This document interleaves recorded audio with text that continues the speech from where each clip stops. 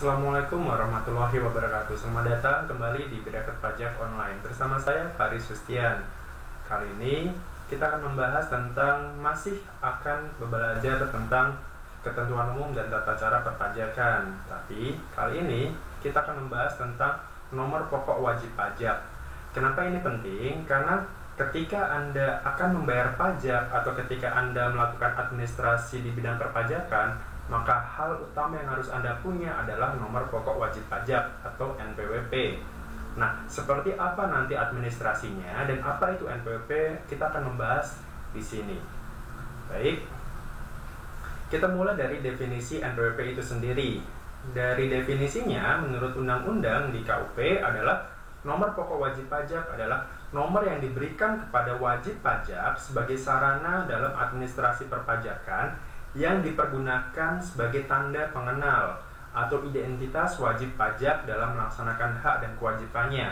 Artinya di sini ketika kita sudah memiliki NPWP, maka itu adalah sebagai angka atau identitas pengenal kita, sama seperti SIM, KTP dan sebagainya. Perbedaannya adalah kalau di NPWP dia berlakunya seumur hidup. Mungkin sama seperti KTP sekarang ya, tapi kalau di SIM kan ada perpanjangannya. Nah, di NPWP dia tidak ada perpanjangannya. Artinya nomor ini melekat seumur hidup gitu. Jadi disamakan dengan KTP kalau sekarang. Nah, kemudian setelah apa itu definisinya, kemudian sekarang kewajiban pendaftarannya. Siapa yang berhak atau siapa yang wajib memiliki NPWP? Yang pertama adalah setiap wajib pajak yang telah memenuhi syarat subjektif dan objektif. Nah, apa itu subjektif dan objektif? Sudah kita bahas di video sebelumnya.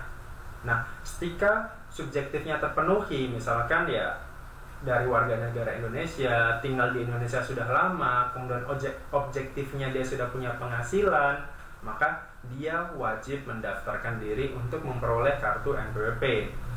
Kemudian di mana tempat dia terdaftar adalah tempat di mana dia tinggal atau dia berdomisili. Kemudian kalau misalkan ternyata orang pribadi tersebut belum memenuhi syarat, misalkan dia sudah subjeknya terpenuhi, tapi dia belum punya penghasilan. Nah, kira-kira seperti apa? Maka dia dapat. Artinya dia tidak wajib memiliki NPWP, tapi kalau misalkan dia mau membuat NPWP, silakan. Kemudian nomor NPWP itu tidak akan berubah nomornya. Jadi walaupun kita misalkan pindah kerja, pindah rumah dan sebagainya, nomor NPWP akan tetap sama nomornya. Sama seperti NIK kita. Karena sekarang ini untuk nomor NPWP dan nomor NIK, nomor KTP itu sekarang nanti akan disinkronisasi. Jadi satu NIK itu untuk satu NPWP. Berikutnya adalah tempat mendaftarkan diri, di mana dia harus terdaftar. Kalau dia orang pribadi, maka tempatnya adalah tempat dia tinggal, seperti tadi, sesuai dengan KTP, atau ketika dia punya bisnis, dia punya usaha, dia bisa aja mendaftarkan sesuai dengan alamat usahanya atau alamat bisnisnya. Kemudian, kalau warisan belum terbagi, contohnya ya kalau ada yang meninggal, kemudian dia masih punya utang pajak dan sebagainya, maka tempat di mana wajib pajak tersebut meninggalkan warisan.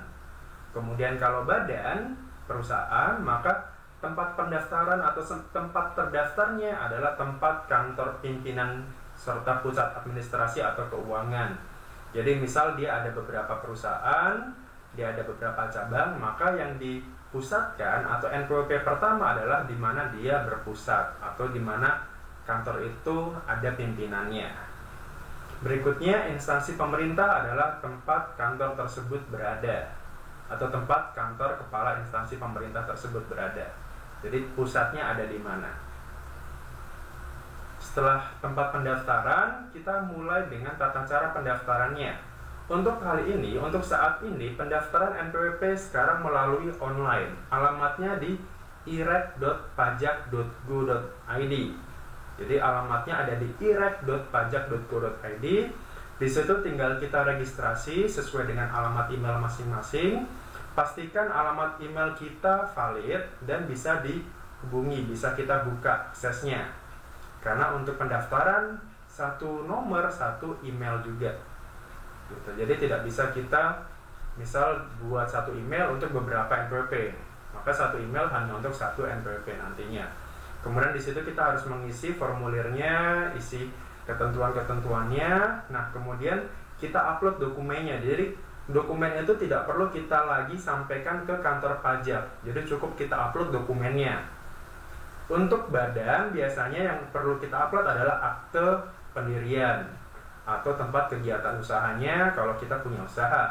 Tapi kalau untuk karyawan, maka kita tidak perlu upload dokumen apapun selama nomor NIK kita, nomor KTP kita itu sudah divalidasi oleh sistem. Jadi untuk saat ini, untuk pendaftaran NPWP karyawan itu tidak perlu memerlukan lagi soft copy atau KTP, misalkan fotokopinya dan sebagainya. Selama nomornya valid, divalidasi sama sistem, maka nanti otomatis NPWP-nya akan muncul, akan tersedia. Jadi ketika Anda mau mendaftarkan sekarang, maka otomatis nanti NPWP-nya juga langsung tersedia. Gitu. Selain untuk pendaftaran NPWP, saat ini masih harus datang ke KPP. Misalkan mau perubahan data, penghapusan, dan sebagainya, itu saat ini masih Anda harus datang langsung ke kantor pajak terdaftar Anda. Nah, berikutnya adalah tentang PKP, pengusaha kena pajak.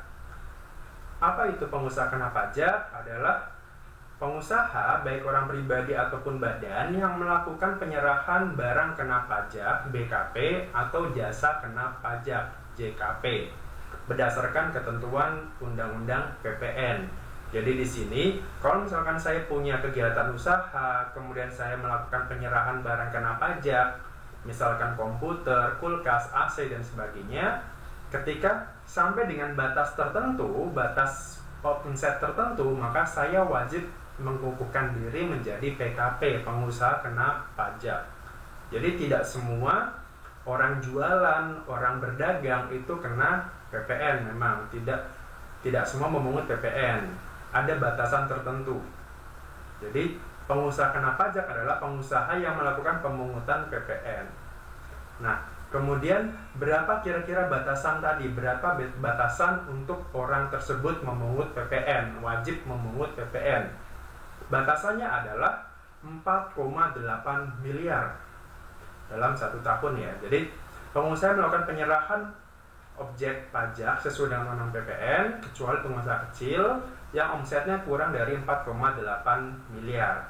Maksudnya gini, misalkan saya punya usaha tadi, toko elektronik, kemudian omset saya per bulan katakanlah 1 miliar, Januari 1 miliar, Februari 1 miliar, Maret 1 miliar, dan seterusnya. Misalkan di bulan 4 itu sudah 4 miliar, di bulan kelima saya sudah 5 miliar. Otomatis kan di bulan 5 itu saya sudah melebihi 4,8 miliar. Maka wajib bulan berikutnya paling lambat, berarti bulan ke-6 atau bulan Juni, itu saya wajib melakukan pengukuhan PKP atau pendaftaran untuk dikukuhkan menjadi PKP. Jadi paling lambat akhir bulan berikutnya, setelah omset kita di atas 4,8 miliar. Nah, setelah dikukuhkan, maka setiap bulannya atau setiap penyerahannya kita wajib memungut PPN. Kurang lebih seperti itu tentang kewajiban menjadi PKP. Nah, kemudian kalau misalkan omset saya masih di bawah 4,8, kira-kira saya boleh tidak untuk dikukuhkan menjadi PKP? Jawabannya adalah boleh.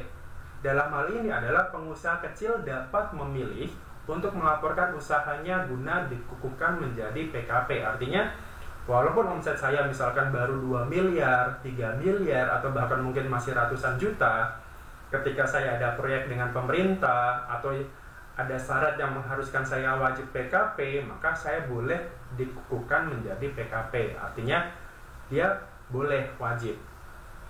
Masih diperbolehkan, tapi ketika di atas 4,8, maka dia menjadi wajib PKP.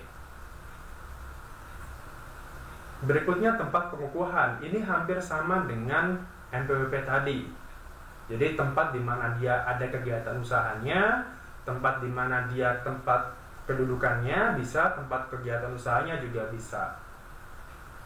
gitu. Jadi misalkan ada perusahaan pusatnya di Jakarta, kemudian dia ada memiliki cabang-cabang di daerah, misalkan di Bandung, di Cirebon, di manapun, maka dia bisa ajukan pengukuhan PKP tersebut di masing-masing cabang tadi, di masing-masing ada kegiatan usahanya.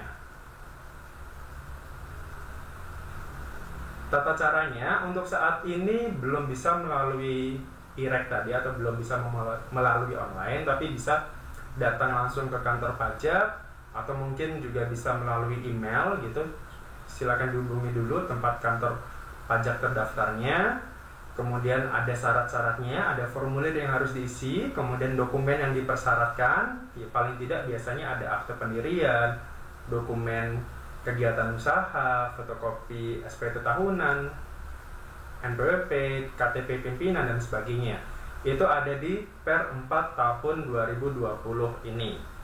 Jadi di situ ada syarat-syarat kelengkapannya. Setelah itu Anda akan menerima surat bukti penerimaan elektroniknya atau bukti penerimaan suratnya. Nah, setelah itu akan ada biasanya diverifikasi tempat kegiatan usahanya, usaha Anda akan didatangi paling tidak seminggu kemudian. Setelah itu akan dicek apakah memang benar Anda ini sudah layak menjadi PKP atau tidak. Karena menjadi PKP tentu saja tadi ada kewajiban, ada hak juga. Jadi kita harus pastikan dulu bahwa yang kita survei adalah benar-benar memang dia layak untuk menjadi PKP.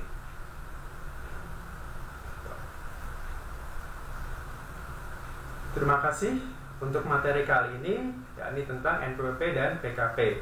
Sampai jumpa di materi selanjutnya. Assalamualaikum warahmatullahi wabarakatuh.